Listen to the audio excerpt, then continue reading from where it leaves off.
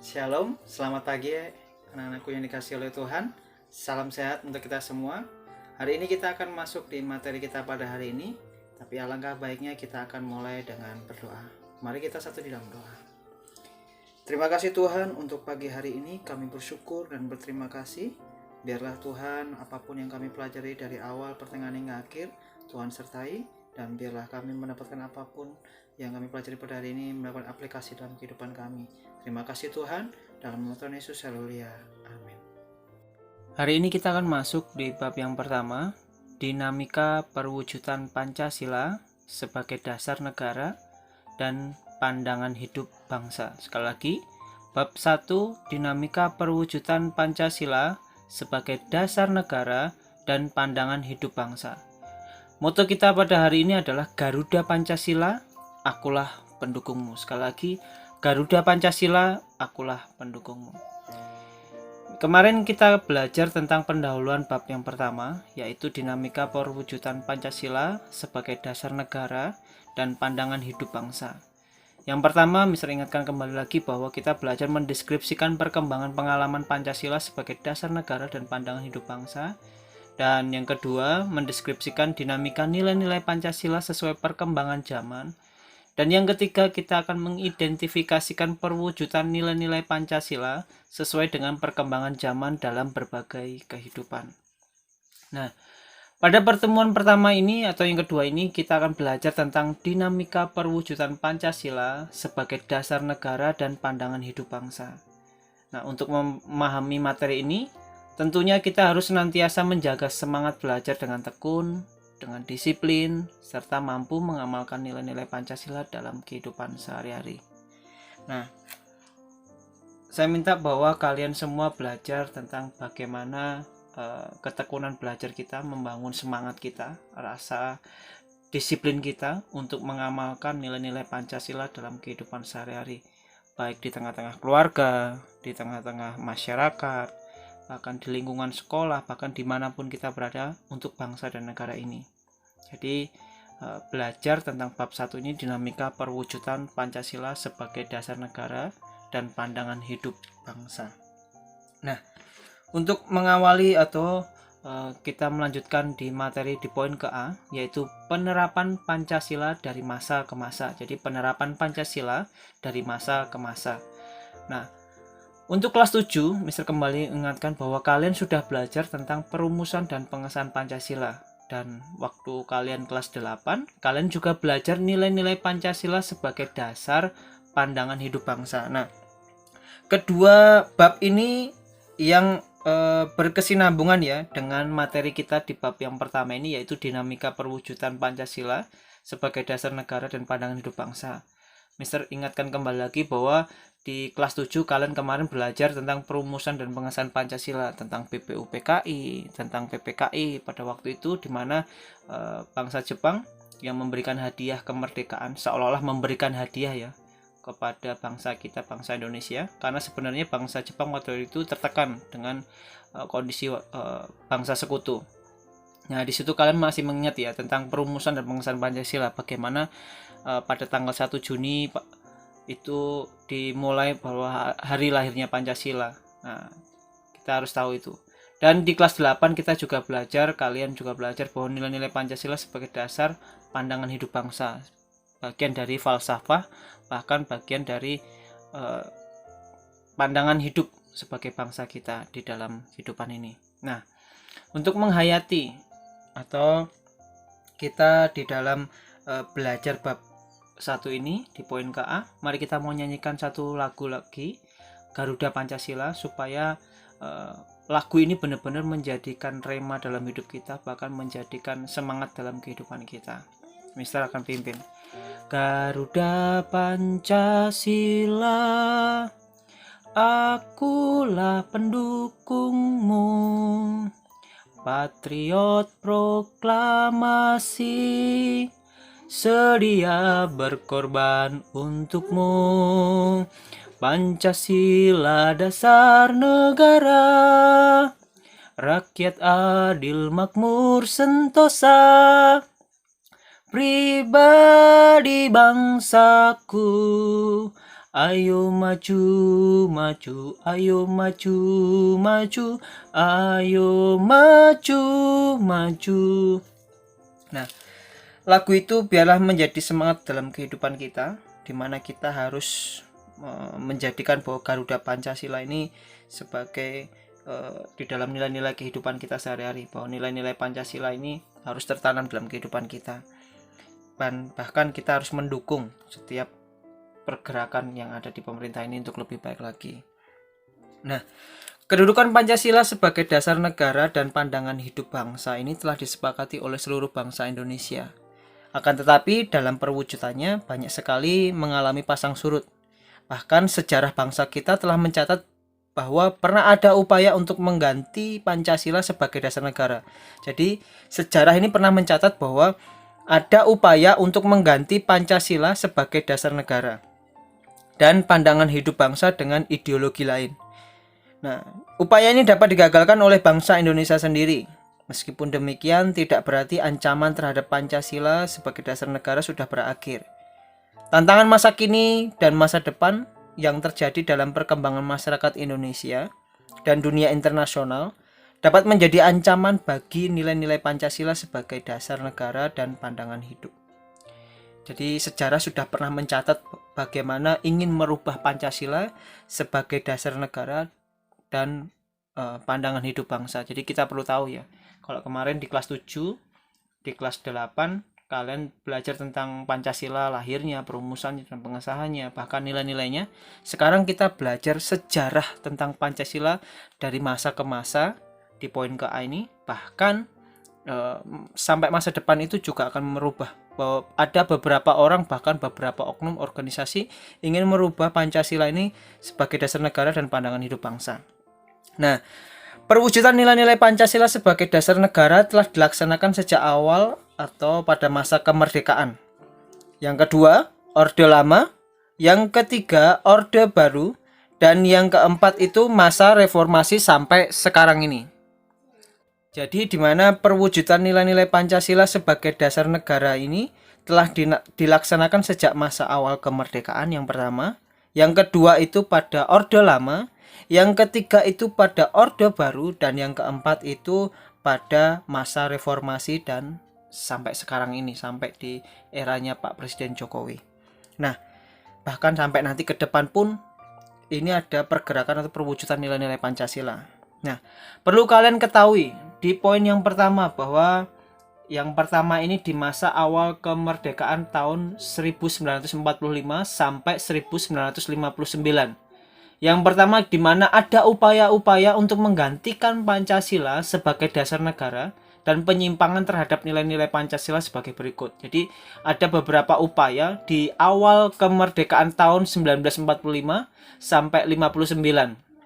Jadi perlu kalian ketahui bahwa Pancasila ini dari masa ke masa ini ternyata ada yang mengupayakan supaya Pancasila ini digeser atau bahkan diganti sebagai dasar negara dan pandangan hidup bangsa.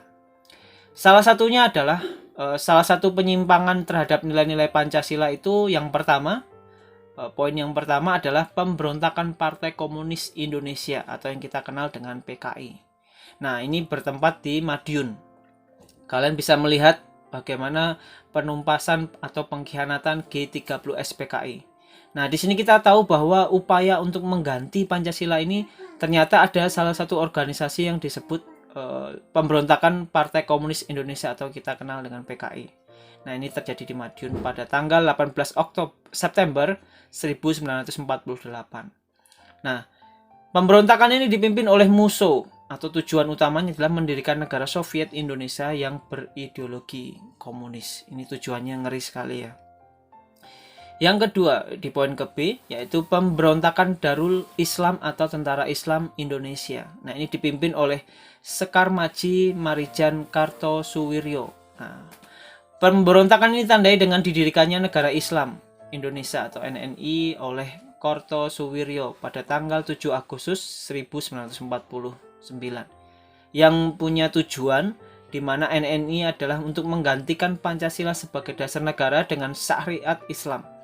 Nah, tetapi gerakan bertentangan dengan ajaran Islam sebenarnya. Jadi poin B ini sangat mengeri sekali ya, bahwa ada pemberontakan seperti Darul Islam atau Tentara Islam Indonesia mengatasnamakan agama, tetapi sebenarnya itu bertentangan dengan ajaran agama Islam itu sendiri. Padahal dari masa ke masa, salah satu Pancasila itu bunyi yang pertama adalah sila yang pertama itu ketuhanan yang Maha Esa. Itu menunjukkan bagaimana kesatuan bangsa kita yang ada beberapa agama itu menjadi satu supaya tidak terpecah belah, dan akhirnya terbentuklah sila pertama dengan bunyi sila ketuhanan yang Maha Esa. Tetapi di tanggal 7 Agustus 1949 ada gerakan Darul Islam atau Tentara Islam Indonesia yang mengatasnamakan agama, di mana dia menggantikan Pancasila ini sebagai dasar negaranya dengan syariat Islam. Yang ketiga yaitu pemberontakan Republik Maluku Selatan atau yang kita tahu dengan singkatan RMS. Nah, kalian bisa melihat di gambar sebelah kanannya ya. Republik Maluku Selatan yaitu merupakan sebuah gerakan separatisme yang dipimpin oleh Christian Robert Stephen Somogil yang bertujuan untuk membentuk negara sendiri yang didirikan pada tanggal 25 April 1950. Nah, gerakan RMS ini cukup ngeri sekali ya, di mana mereka dipimpin supaya untuk mendirikan negara sendiri. Beberapa pulau-pulau terbesar yang termasuk Seram, Ambon, dan pulau-pulau yang lain ini dikalahkan oleh militer Indonesia, dan akhirnya yang dimana pada bulan November 1950 terjadilah konflik di Seram, masih berlanjut sampai Desember 1963, dan kekalahan Ambon tersebut berujung pada pengungsian pemerintahan RMS ke Seram dan kemudian mendirikan pemerintahan dalam pengasingan di Belanda pada tahun 1966. Jadi Indonesia merdeka, tetapi ada gerakan-gerakan yang ingin mengupayakan supaya Pancasila ini dirubah atau Pancasila ini digantikan sebagai dasar negara, dan pandangan hidup ini mulai dikacaukan atau mulai dirubah. Nah, yang ke poin ke D yaitu ada upaya-upaya lain yaitu singkat PRRI, di mana yang berarti bahwa pemerintahan revolusioner Republik Indonesia atau Perjuangan Rakyat Semesta Permesta yang dipimpin oleh Syarifuddin Prawiranegara dan Venje Sumual pada tahun 1957 sampai 58. Yang ini digerakkan oleh di daerah Sumatera dan Sulawesi. Nah, gerakan ini merupakan bentuk koreksi untuk pemerintahan pusat pada waktu itu yang dipimpin oleh Presiden Soekarno, di mana Soekarno ini pada saat itu sudah tidak bisa lagi diberikan nasihat dalam menjalankan pemerintahan, sehingga terjadi ketimpangan sosial. Jadi pada waktu itu Presiden Soekarno di mana seolah-olah tidak memberikan nasihat ya dalam menjalankan pemerintahnya, sehingga terjadi ketimpangan sosial di daerah Sumatera maupun Sulawesi. Jadi seolah yang diperhatikan hanya di Pulau Jawa. Nah, dari situlah terjadi pergerakan, membentuklah yang namanya Perjuangan Rakyat Semesta atau Permesta, atau yang dikenal dengan PRRI yang dipimpin oleh Syarifuddin Prawiranegara. Lanjut di E, yaitu gerakan yang lain adalah APRA atau Angkatan Perang Ratu Adil. Nah, Angkatan Perang Ratu Adil ini merupakan milisi yang didirikan oleh Kapten Knill Raymond Westerling pada tanggal 15 Januari 1949. Nah, Westerling ini memandang dirinya sebagai sang Ratu Adil yang diramalkan akan membebaskan Indonesia dari tirani. Nah, gerakan APRA ini bertujuan untuk mempertahankan bentuk negara federal Indonesia serta memiliki tentara sendiri bagi negara-negara RIS, atau APRA ini melakukan pemberontakan pada tanggal 23 Januari 1950. Jadi di mana bagian dari APRA ini, Angkatan Perang Ratu Adil yang dipimpin oleh Raymond Westerling ini cukup menguasai sekali, bahkan ini sampai dibuatkan satu film. Nah, kalian bisa melihatnya di YouTube atau dimanapun ini. Bahkan cukup terkenal sekali ya, yang dipimpin oleh Raymond Westerling. Seolah-olah dia sebagai Ratu Adil yang diramalkan untuk membebaskan Indonesia dari tirani atau dari penjajahan.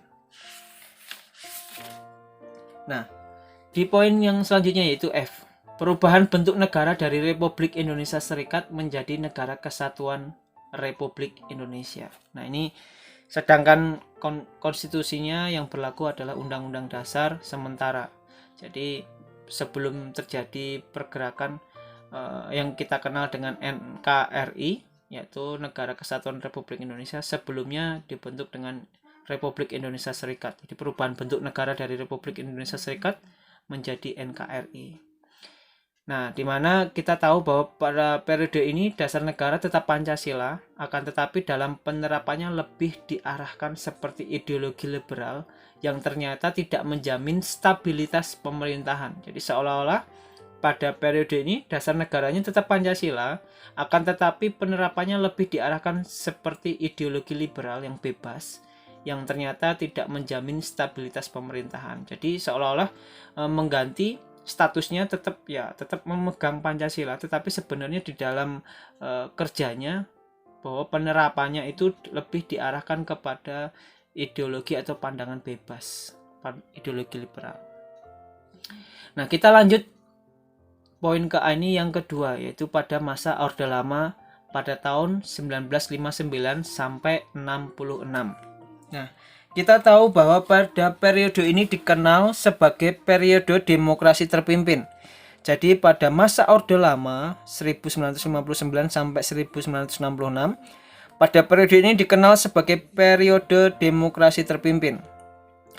Demokrasi terpimpin dicetuskan oleh Presiden Soekarno karena banyaknya gerakan separatis yang menyebabkan ketidakstabilan negara, termasuk tadi ya PKI, APRA, RIS atau pergerakan PRRI dan lain sebagainya, itu dimana salah satu yang demokrasi terpimpin ini atau pada masa Orde Lama ini dicetuskan oleh Presiden Soekarno karena banyaknya gerakan separatis. Nah, tersendatnya pembangunan ekonomi karena sering terjadinya pergantian kabinet, sehingga program pembangunan yang dirancang oleh kabinet tidak berjalan secara utuh, serta badan konstitusi yang gagal menjalankan tugasnya untuk menyusun undang-undang dasar. Nah, beberapa poin di mana kita beberapa penyimpangan terhadap Pancasila dan Undang-Undang NRI tahun 1945, di antaranya sebagai berikut. Presiden Soekarno ditetapkan sebagai presiden seumur hidup. Ini pada masa Orde Lama ya. Jadi salah satu penyimpangan terhadap Pancasila ini yaitu yang pertama, Presiden Soekarno ditetapkan sebagai presiden seumur hidup berdasarkan TAP MPRS nomor 20 1963 dan lain sebagainya di situ, bahwa kekuasaan presiden semakin besar dan tidak terbatas. Nah, yang kedua, Presiden mengeluarkan penetapan Presiden nomor 3 garing 1960 pada tanggal 5 Maret 1960 yang membubarkan DPR hasil pemilu 1955. Dan yang ketiga, Presiden membentuk MPRS yang anggota-anggotanya terdiri atas anggota DPR atau GR, utusan daerah, dan utusan golongan yang semua diangkat serta diberhentikan oleh Presiden. Nah, cukup ngeri sekali ya. Ternyata Presiden Soekarno juga memiliki kekuasaan yang menyimpang terhadap Pancasila dan Undang-Undang Dasar pada tahun 1945. Lanjut, di mana pada periode ini terjadi pemberontakan PKI pada tanggal 30 September 1965 yang dipimpin oleh DN Aidit. Nah, tujuan pemberontakan ini adalah menjadikan negara Indonesia sebagai negara komunis yang berkiblat ke negara Uni Soviet serta mengganti Pancasila dengan paham komunis. Jadi pemberontakan ini dapat digagalkan, semua pelakunya berhasil ditangkap dan dijatuhi hukuman sesuai dengan perbuatannya. Nah, ini yang cukup ngeri sekali, bahkan sampai terkenal sampai sekarang ini. Kalian dapat menyimaknya dan kalian dapat membrowsing di Google atau mungkin di YouTube kisah-kisah tentang G30 SPK ini. Cukup ngeri sekali ya. Pemberontakan yang ingin menggantikan negara Indonesia ini berkiblatkan negara komunis. Lanjut di poin yang ketiga, yaitu masa Orde Baru. Jadi di poin A ini di nomor 3 adalah masa Orde Baru. Kita tadi sudah membahas awal kemerdekaan. Pada masa awal kemerdekaan, yang kedua Orde Lama, dan yang ketiga yaitu Orde Baru. Era demokrasi terpimpin yang di bawah pimpinan Presiden Soekarno ini mendapat tamparan keras ketika terjadinya peristiwa tanggal 30 September 1965 yang disinyalir didalangi oleh Partai Komunis atau yang kita ketahui dengan PKI. Pemberontakan PKI tersebut membawa akibat yang teramat fatal bagi partai itu sendiri, yaitu dibubarkannya PKI dengan seluruh organisasi di bawah naungannya dan dinyatakan sebagai organisasi terlarang di Indonesia. Bahkan sampai sekarang pun kata PKI itu sangat dilarang sekali, bahkan cukup keras sekali gitu, dilarang. Nah, perpindahan kekuasaan ini dikukuhkan oleh MPRS dalam sidang istimewanya pada tanggal 7 Maret 1967 yang dituangkan dalam TAP MPR 33/MPRS 1967, yakni mencabut kekuasaan pemerintahan dari Presiden Soekarno dan mengangkat Soeharto sebagai pejabat presiden hingga dilaksanakannya pemilu. Jadi pada masa Orde Baru ini digantinya Presiden Soekarno yang digantikan oleh presiden kita yang kedua yaitu Soeharto. Harapan rakyat tersebut tentu saja ada dasarnya bahwa Presiden Soeharto ini sebagai tokoh utama Orde Baru yang dipandang rakyat sebagai seseorang yang mampu mengeluarkan bangsa ini dari keterpurukan. Jadi pada masa Orde Baru ini bahwa rakyat itu memandang Presiden Soeharto ini mampu mengeluarkan bangsa ini dari keterpurukan. Hal ini dikarenakan beliau berhasil membubarkan PKI. Nah, pada waktu itu yang membubarkan PKI yang dipimpin oleh Soeharto. Jadi seolah rakyat ini merasa memandang seseorang atau memandang Soeharto ini sebagai pemimpin yang baik yang dapat mengeluarkan bangsa ini dari keterpurukan. Yang ketika itu dijadikan musuh utama negeri ini. Jadi PKI itu musuh utama. Selain itu, beliau juga berhasil menciptakan stabilitas keamanan dalam negeri pasca pemberontakan PKI dalam waktu relatif singkat. Jadi cepat sekali ya bahwa PKI ini dibubarkan dan bahkan ditumpas habis oleh Presiden Soeharto. Itulah beberapa alasan yang menjadi dasar kepercayaan rakyat pada waktu itu terhadap pemerintahan Orde Baru di bawah pimpinan Presiden Soeharto. Itu sebabnya Pak Presiden Soekarno digeser atau digantikan oleh Pak Presiden Soeharto. Lanjut di masa reformasi 1908 sampai sekarang ini yang kita tahu bahwa inilah masa reformasi sampai sekarang ini. Nah, lebih dihadapkan pada kondisi kehidupan masyarakat yang diwarnai oleh kehidupan yang serba bebas. Jadi kebebasan yang mewarnai kehidupan masyarakat Indonesia saat ini meliputi berbagai macam bentuk, mulai dari kebebasan berbicara atau yang kita tahu dengan demokrasi, berorganisasi, berekspresi, dan lain sebagainya.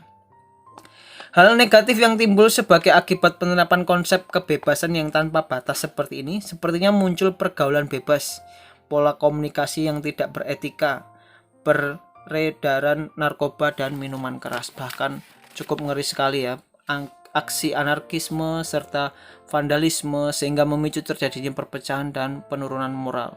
Kalau kalian tahu beberapa bulan yang lalu, bahkan beberapa yang kita tahu bahwa beberapa bulan yang lalu, kalian dapat melihat bagaimana saking bebasnya keadaan negara kita masa reformasi ini. Kalau bahkan yang menghina presiden dan lain sebagainya seolah-olah biasa ya, karena di situ kan kebebasan berbicara dan sebagainya. Kalau kalian lihat kemarin beberapa bulan yang lalu Pak Presiden kita, Pak Presiden Jokowi dibilang king service atau lips king service. Jadi cuman banyak sekali obrolan-obrolan seperti itu. Nah, mungkin pada waktu itu Pak Presiden Soeharto pun juga mengalami seperti itu. Bahkan saking bebasnya membuat rakyat itu bebas dalam berbicara, bebas berorganisasi, bahkan bebas berekspresi. Pada masa reformasi saat itu tantangan-tantangan cukup luar biasa sekali. Bahkan konflik di beberapa daerah, tawuran antar pelajar, serta tindak kekerasan yang dijadikan sebagai alat untuk menyelesaikan permasalahan. Jadi cukup ngeri sekali ya sampai sekarang ini ya, bahwa selain tantangan-tantangan tersebut, saat ini bangsa Indonesia dihadapkan pada perkembangan dunia yang sangat cepat dan mendasar seiring dengan berpacunya pembangunan bangsa. Nah, kita tahu pada masa reformasi ini kebebasan yang mewarnai kehidupan masyarakat Indonesia saat ini meliputi berbagai macam bentuk, mulai dari kebebasan berbicara seperti tadi, Jadi perlu kita perhatikan lebih lagi. Supaya beberapa hal negatif yang timbul sebagai akibat penerapan konsep kebebasan yang tanpa batas, sepertinya muncul pergaulan bebas dan lain sebagainya tadi, dapat teratasi sampai sekarang ini. Tantangan lain dalam penerapan Pancasila di era reformasi adalah menurunkan rasa persatuan dan kesatuan di antara sesama warga bangsa saat ini. Jadi tantangan lain dalam penerapan Pancasila di era reformasi ini adalah menurunkan rasa persatuan dan kesatuan di antara sesama warga bangsa saat ini. Jadi jangan sampai kita dengan keadaan seperti ini, apalagi di masa pandemi, jangan biarkan kita gampang terprovokasi atau kita gampang termakan hoax tentang berita-berita yang ingin menjatuhkan pemerintah. Boleh kita ada di masa reformasi ini belajar dari pengalaman ya, belajar dari sejarah. Insinyur Soekarno pernah mengatakan jangan pernah sekali-kali melupakan sejarah. Itu tandanya kita nggak boleh lagi jatuh, kita nggak boleh lagi kalah. Harusnya sebagai generasi yang bagus, sebagai generasi yang hebat, kita ini di dalam membantu pemerintahan, apalagi di masa pandemi, ya ikutin aturan pemerintah. Misalnya 5M. Jadi bagaimana kita di masa pandemi seperti ini, jangan justru kita membuat masalah, tapi bagaimana kita benar-benar bisa menjaga pemerintahan kita tetap satu, tetap solid. Bahkan pemerintah kita harusnya kita dukung dalam doa, bukan hanya doa, tapi ketika di masa pandemi seperti ini, jangan biarkan berita-berita hoax dan lain sebagainya itu justru membuat kita justru membuat permasalahan yang ada atau membuat terpecah belahnya bangsa kita. Nah, itulah bagian kita di mana kita belajar tentang sejarah ini, di mana kita belajar tentang awal kemerdekaan, Orde Lama, Orde Baru, bahkan masa reformasi hingga sampai saat ini. Jangan biarkan kita justru mudah terprovokasi dan bahkan kita sebagai menggeser sebagai Pancasila ini sebagai dasar negara dan sebagai pandangan hidup. Itu sebabnya apapun program pemerintah, ayo kita dukung. Bahkan apalagi di masa pandemi seperti ini. Kelihatannya sepertinya seolah tidak mendukung ya, seolah tidak membantu kita sebagai rakyat. Tetapi di sini kita belajar dari sejarah. Jangan biarkan pemerintahan kita ini mudah terpecah belah, bahkan digantikan dengan sesuatu yang tidak benar. Itu sebabnya penting sekali kita belajar di poin ke ini, poin ke A. Penerapan Pancasila sebagai dari masa ke masa. Itu saja yang dapat Mister berikan. Jika ada pertanyaan, kalian dapat WA atau chat. Nah, hari ini kita sudah menyelesaikan materi kita pada hari ini. Tadi kita sudah mengawalinya dengan berdoa. Kita juga akan akhiri juga dengan berdoa. Mari kita satu dalam doa. Terima kasih Tuhan, kami sudah menyelesaikan materi kami pada hari ini. Kami bersyukur dan berterima kasih karena Tuhan baik dan Tuhan sertai kami. Terima kasih Bapa, berkati kedua orang tua kami, berkati kami juga Tuhan, apapun yang kami pelajari pada pagi hari ini, biarlah mendapatkan sesuatu yang baik dan kami dapat mengaplikasikan dalam kehidupan kami sehari-hari. Terima kasih Tuhan, dalam nama Tuhan Yesus kami berdoa dan mengucap syukur. Haleluya Tuhan, amin. Oke, itu saja yang dapat Mister bisa sampaikan. Tetap semangat, tetap jaga kesehatan kapanpun dan dimanapun. See you next time, God bless you all.